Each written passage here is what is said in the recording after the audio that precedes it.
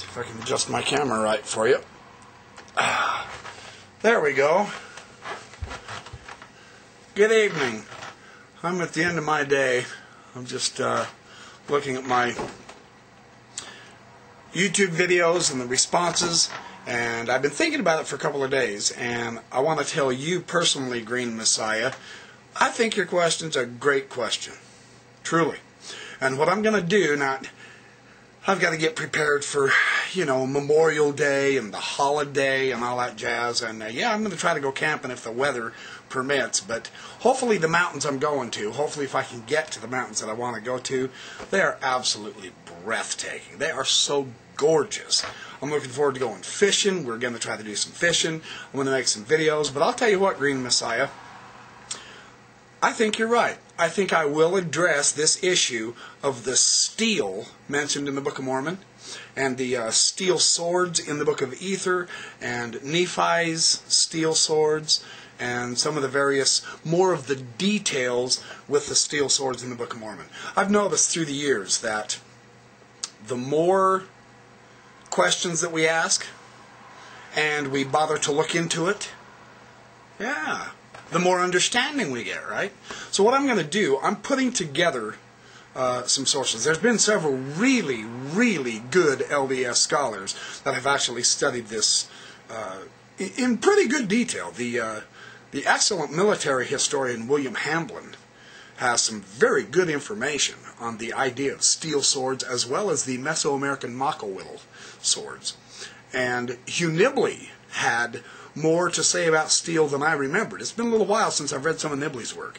And John Sorensen has some massive amounts of information on steel swords. And Matthew Roper and John Tvetnes have touched on this theme. So, when you put it all together, and you try to understand the context of the archaeology, the context of the Book of Mormon, the context of ancient history, and how archaeology over the last, say, 50 years, especially in Mesoamerica, has changed our understanding of the picture of steel, of smelting. I know you've asked about that.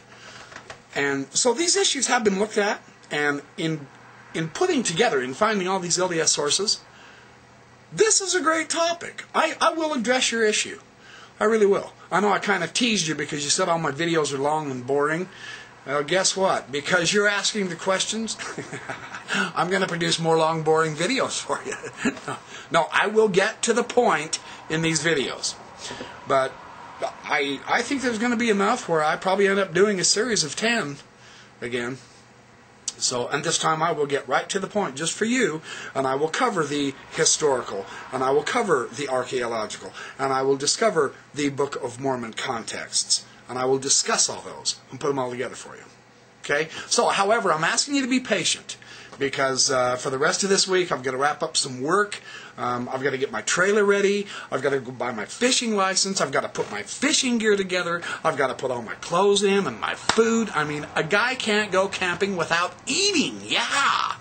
So I'm going to get ready for Memorial Day, and then I'm going to go zip out of here for a few days with my wife, and we're going to go camping for several days, and I'll do some really nice videos for you with some beautiful background and some awesome instruction.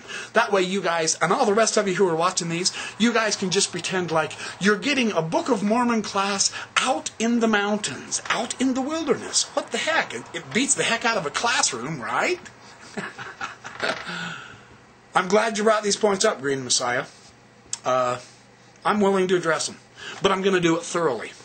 So I'll probably end up boring you. The rest of you might be really quite happy. I hope I don't bore you. I'm not intending to. But I'll get to it.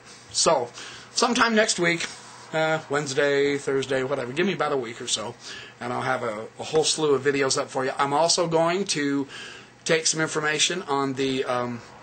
I'm going to do a more thorough review of Charles Larson's book, By His Own Hand Upon Papyrus. And I'm going to explore some of the Book of Abraham facsimiles and some of the figures. And I'm going to give some information that I gave at Sunstone almost 3 years ago now. It's been that long. I can't believe how fast time's flying. But I'm going to share some Book of Abraham stuff with you too. So by next weekend, I should rumble on YouTube with another, say, 20, 30, 40 videos.